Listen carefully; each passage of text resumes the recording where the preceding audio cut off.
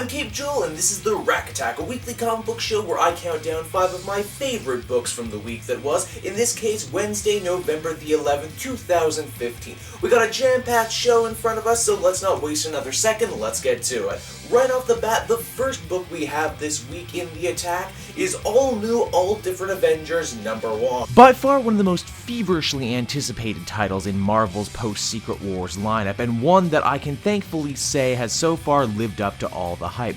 Mark Waid is of course taking the reins from Hickman, and in a nice change of pace, Waid's Avengers book is a lot more laid back and conversational than what you might be used to from the crazy, world's-ending stuff that Hickman was writing. The other cool thing about this book is that we join the Avengers team when it's not even fully formed yet. In fact, it's the last of the new Avengers team to be formed. Sam Wilson and Tony Stark even remark about all the other teams that we've seen in all the other books so far, and they thought, hey, we should really throw our own hats into the ring, shouldn't we? This book also marks the first major appearance of Miles Morales, the much-beloved Ultimate Spider-Man, into the main 616 universe. This new Avengers book has a great mix of young and old heroes going on, and it feels like this series is going to involve a lot of torch passing, which I personally cannot wait to see myself. You can check out my full in-depth review of All New, All Different Avengers right over here at the Comic Book Cast 2 channel. Just follow this link right here.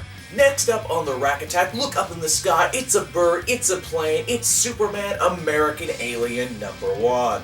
Chronicle and American Ultra writer Max Landis has become quite popular in internet circles for his views on comic books, specifically those involving Superman. A few years back, he got to write a 2-part digital Superman story, but now he's finally been given the reins to tell a saga of Clark Kent's youth, the one that he's always wanted to tell. This new series got off to a very unexpected start, with a story detailing a young Superman's first attempts at flight. It's a familiar story, sure, but one told in a really different way here. Mainly we see how Ma and Pa Kent facilitated Clark's growth into the hero that we all know and love by aiding him in his first flight. This comic might very well offer up one of the coolest versions of Jonathan Kent ever to grace the comic page, and I can't wait to see where it goes from here. Also, be sure to check out the one-page kind of backup story but kind of not called The Castaways. It's a dark little piece wherein you piece together a bunch of information about the life that Ma and Pa Kent had before finding Clark. They would seek to imply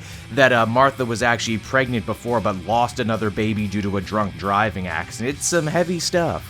Making its first appearance on the Rack Attack this week, one of my favorite books currently going. Grab your footballs, your guns, and your Bibles. It's Southern Bastards, issue #12. As I have stated endlessly before to anyone who will listen, I absolutely love Jason Aaron's Southern Fried Noir epic Southern Bastards, and issue 12 kept the gravy train rolling along. This newest issue was all about remorse. We see one of Coach Boss's gang get eaten up inside by all the evil things he's had to do, all in the name of winning. The issue also gave us a chance to catch up with the kid from the first arc and share in some trippy coma stuff, complete with a not quite Foghorn Leghorn stand-in. Southern Bastards is a book so good it almost hurts reading it, because I know I'm going to have to wait for what feels like forever for the next issue. If you've been hanging on this series since the beginning, this newest issue will not disappoint. It's chock-loaded with some amazing imagery. It's a damn good read if I do say so myself.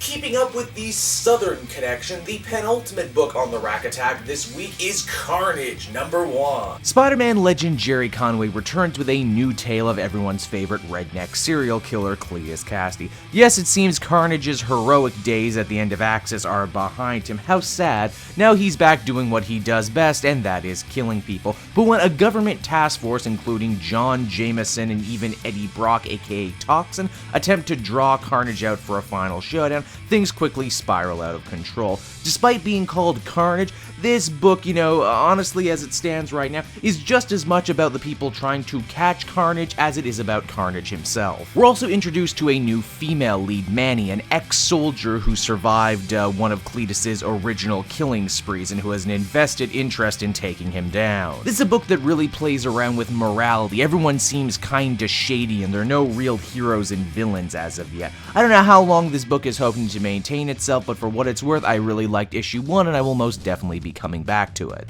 Do you feel that disturbance in the force? I certainly do. The final book on the Rack Attack for this week is Darth Vader, issue number 12. It would seem the honeymoon is over for the Dark Lord of the Sith and his secret agent who's been gathering info on the son he didn't even know was alive. With the Empire close to finding out Vader's own deception, he will have no choice but to divert everyone's attention to a group of rebel-aligned swoop bikers calling themselves the Plasma Devils. Gillen really has stretched out an interesting take on the Darth Vader character, a deadly chess master telling numerous lies at once and always needing to stay one step ahead of those who would happily take his place at the Emperor's side. This issue also serves as a prelude to the Star Wars comics' first major crossover event, Darth Vader Down, so be sure to catch up with this issue, then be ready to read the event when it comes out.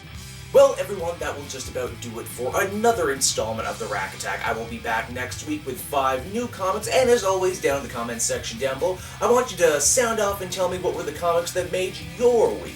Hey everyone, thanks so much for watching my newest video. I hope you enjoyed it, and I hope you'll feel like checking out some more videos I have on offer here at Cape Joel.